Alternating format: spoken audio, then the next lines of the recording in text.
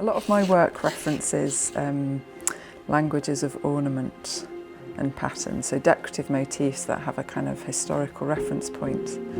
And I think that fascination might stem back to a book that my father gave me, which is called The Grammar of Ornament, and it's by a Victorian architect and designer called Owen Jones. And it's a compendium of pattern.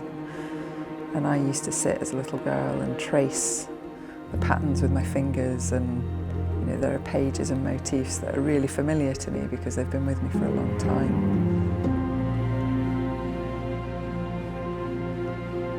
And I guess that kind of epitomises what I'm interested in with pattern and ornament, because it travels, it moves, it evolves and changes, and it's picked up by different people and reinterpreted and reimagined.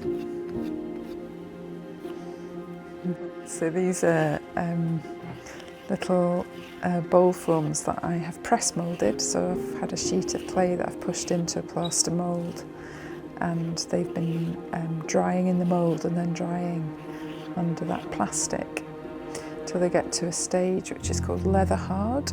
So it's when the clay is it's still wet and you can still work it, but it will hold its own shape. And I've got a couple of different kidneys here, which are metal tools in the shape of kidneys, which are kind of essential for most potters. They're really just useful shapes for kind of working the clay.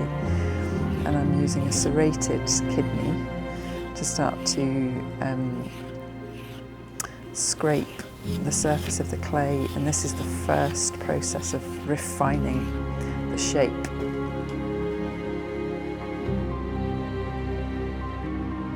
I'm really into turquoises and blues, sort of bluey greens, and then I seem to go for kind of corals and sort of orangey pinks I quite like.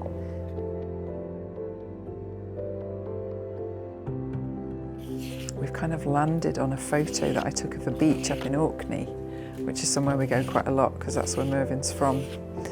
So it's a beach on Sandy, the little island that he's from, and we're kind of using that as the source point for the colour palette, so that's quite nice.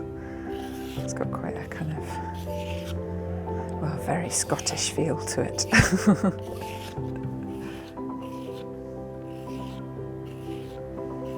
You can find quite a bit on the beaches in East Lothian because there were lots of potteries over on the Fife side and a few actually on the Edinburgh side as well.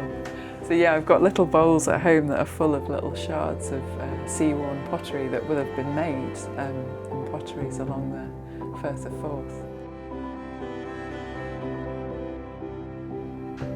So the scalpel is, I guess, like a pen.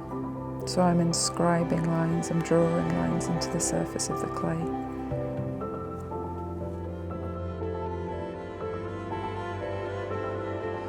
So that idea, I think, of clay as a canvas onto which you can make drawings is kind of stuck.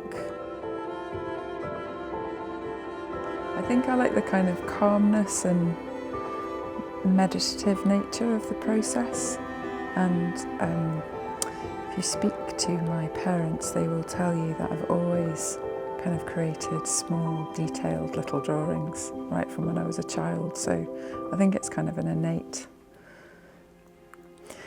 need in me, or kind of just something that I don't know, feel calm when I'm doing it anyway. But I do find that I can concentrate so much that things can make me jump. So I know that I get completely absorbed. I guess it's called flow, isn't it?